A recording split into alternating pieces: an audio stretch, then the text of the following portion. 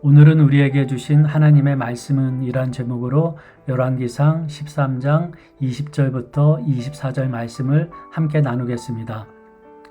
그들이 상 앞에 앉아 있을 때 여호와의 말씀이 그 사람을 데려온 선지자에게 임하니 그가 유다에서부터 온 하나님의 사람을 향하여 외쳐 이르되 여호와의 말씀에 내가 여호와의 말씀을 어기며 내 하나님 여호와께서 내게 내리신 명령을 지키지 아니하고 돌아와서 여호와가 너더러 떡도 먹지 말고 물도 마시지 말라 하신 곳에서 떡을 먹고 물을 마셨으니 내 시체가 내 조상들의 묘실에 들어가지 못하리라 하셨느니라 하니라.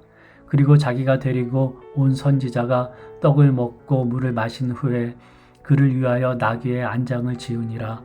이에 그 사람이 가더니 사자가 길에서 그를 만나 물어 죽이매 그의 시체가 길에 버린 바 되니 나귀는 그 곁에 서 있고 사자도 그 시체 곁에 서 있더라. 본문 말씀의 배경은 솔로몬이 죽은 후에 그 아들 르호보암이 왕위에 오른 후의 일입니다. 르호보암은 노인들의 충고를 경청하지 않고 자기와 함께 자랐던 소년들의 말을 듣고 백성들에게 아버지 솔로몬보다 더 엄하게 다스린다고 하자 유다 지파 외에는 다른 지파들은 르호보암을 따르지 않았습니다. 그리고 이후 그들은 여로보암을 왕으로 삼았습니다.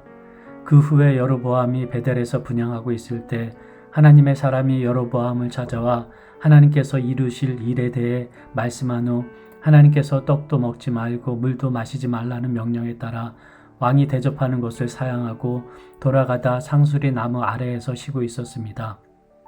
한 선지자가 상수리 나무 아래에서 앉아 쉬고 있던 그에게 함께 가서 떡을 대접하려고 하자 하나님께서 자기에게 말씀하셨던 것을 말하며 함께 갈 수 없다고 했습니다. 그런데 그 선지자는 하나님께서 자기에게 당신을 대접하라 하셨다고 거짓말을 하고 함께 집에 와서 떡을 먹고 물을 마시고 있을 때 이 본문의 말씀이 이어진 것입니다. 상수리 나무 아래에서 쉬고 있을 때 그는 힘들고 배고팠을 것입니다. 한동안 먹지 못해 힘들어하고 있을 때 그를 찾아온 사람은 이 고난 가운데 있는 자신에게 힘을 줄 사람으로 쉽게 생각했을 것입니다.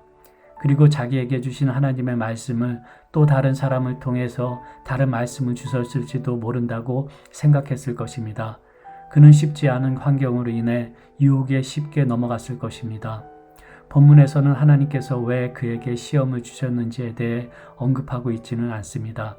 그런데 그를 속였던 그 선지자는 그의 죽음을 몹시 슬퍼했습니다. 우리에게도 하나님께서 우리 마음속에 소원을 주시고 또한 기도하게 하신 일들이 있을 것입니다. 그런데 시간이 지나면서 때로는 지치기도 하고 때로는 포기하고 싶을 마음이 들기도 할 것입니다. 그런데 각자 우리 마음에 주신 하나님의 뜻이 그 처음에는 어땠었는지 생각해야 할 것입니다. 때로는 힘들고 때로는 지쳐 포기하고 싶을 때에도 하나님께서 우리에게 주신 그 말씀을 붙잡는다면 충분히 이겨낼 수 있을 것입니다.